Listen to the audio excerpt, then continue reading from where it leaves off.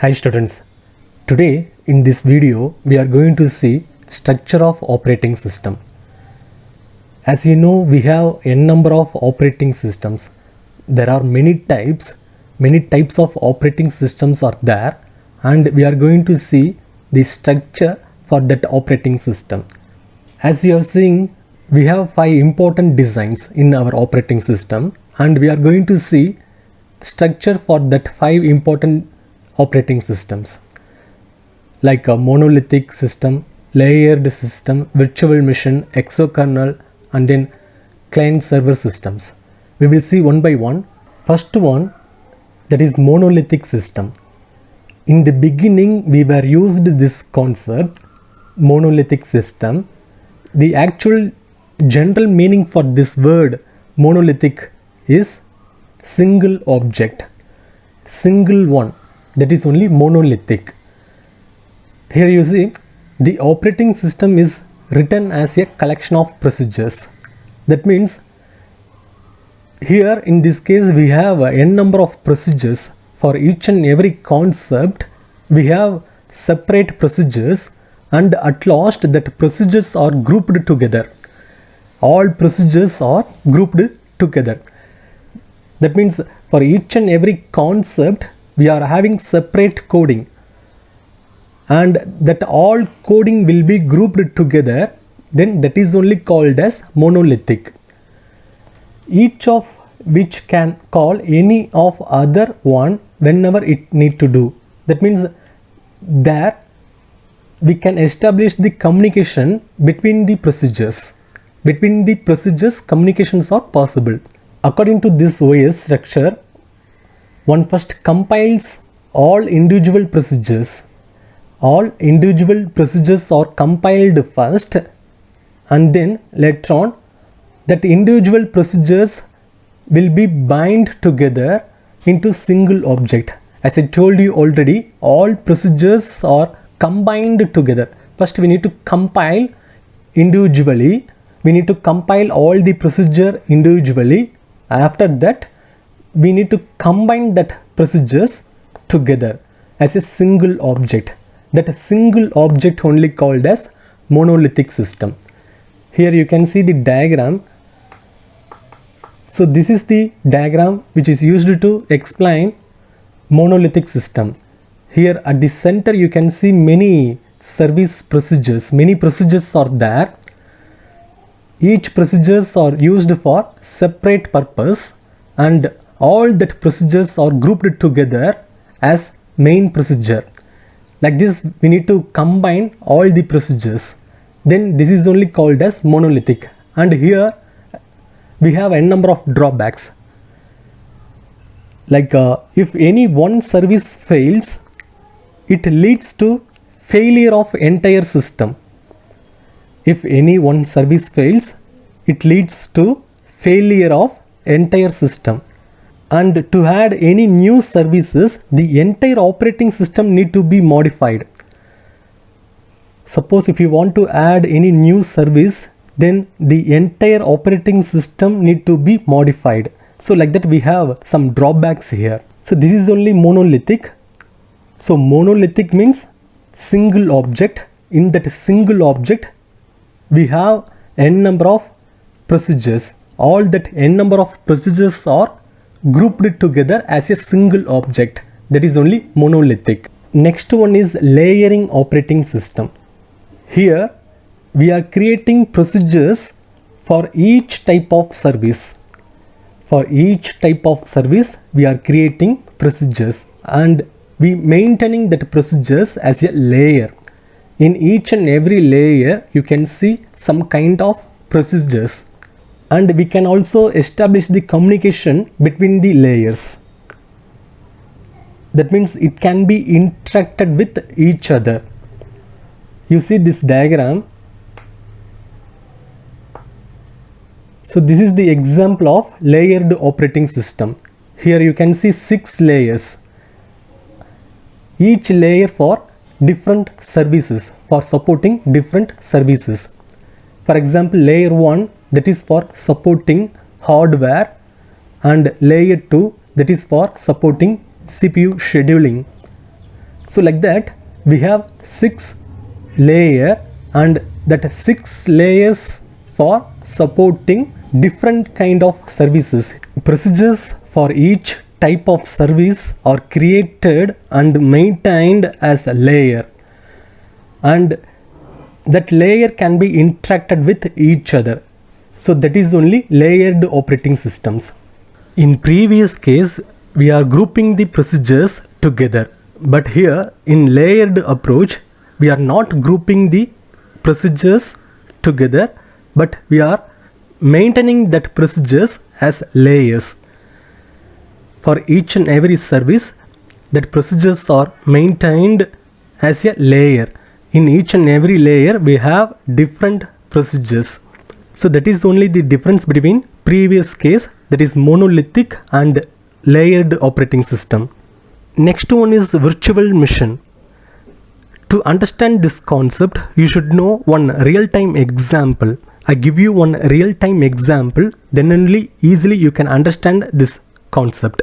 By using this concept, virtual machine, many tools are developed, like a VirtualBox and VMware. We have n number of softwares that allows us to run an operating system within another existing operating system.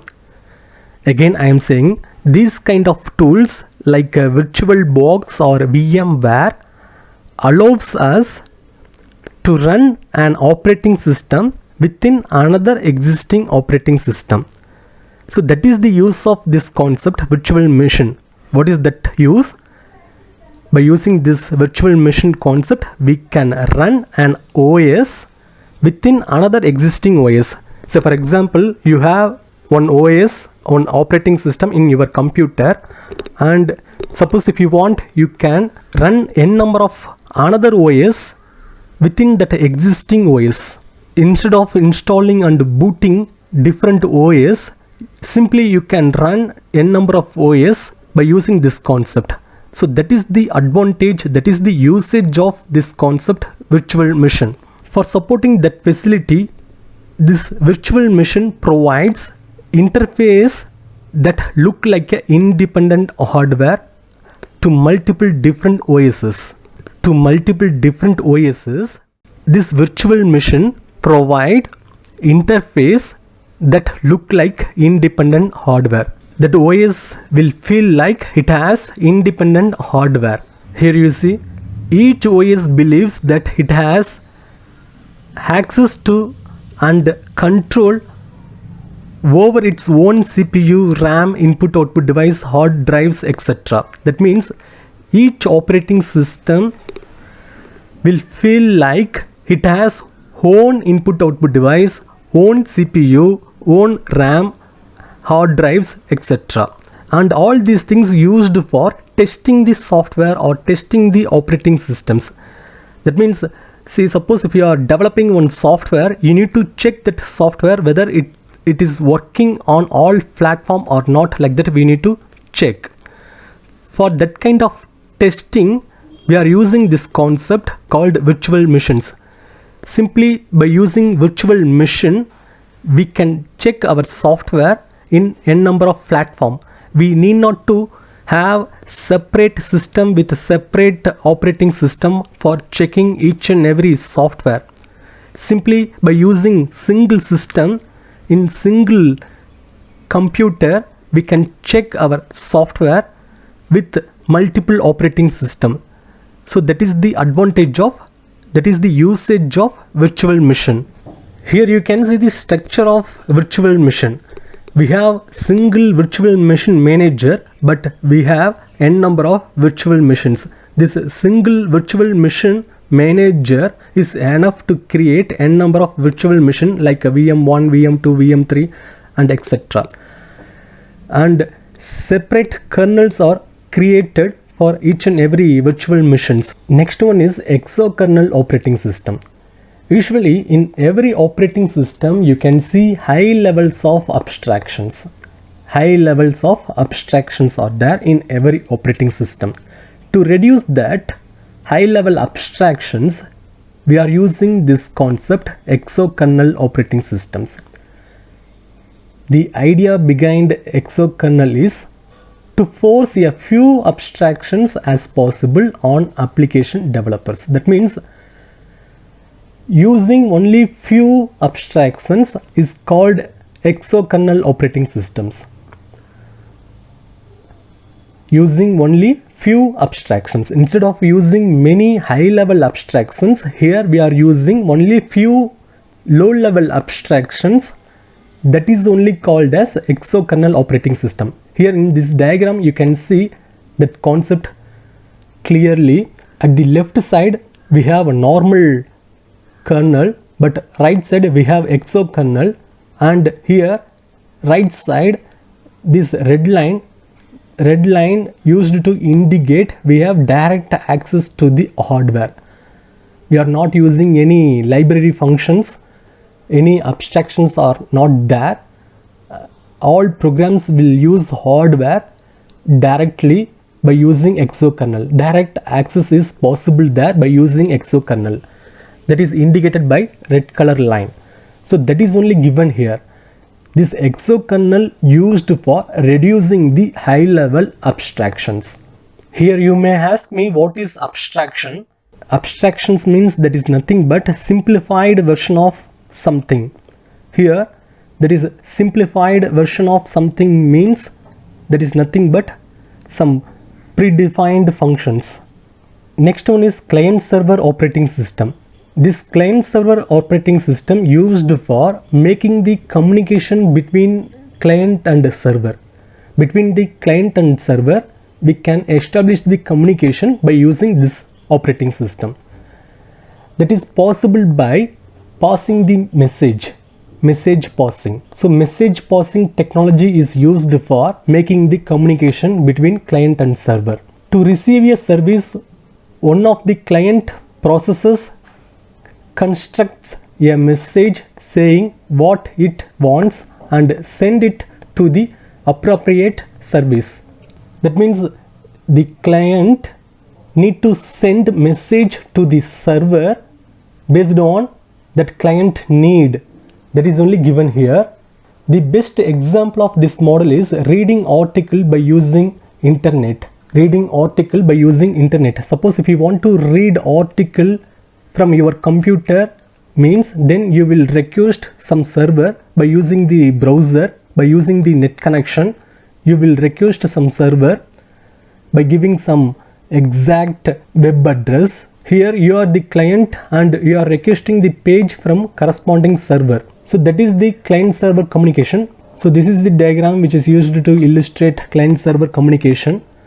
Here you can see mission 1, mission 2, mission 3, mission 4, like that many clients and servers. Between client and server the message is passed like this from client to server.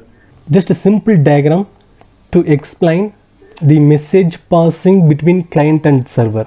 That's it. In this topic we have seen structure of some basic important operating systems.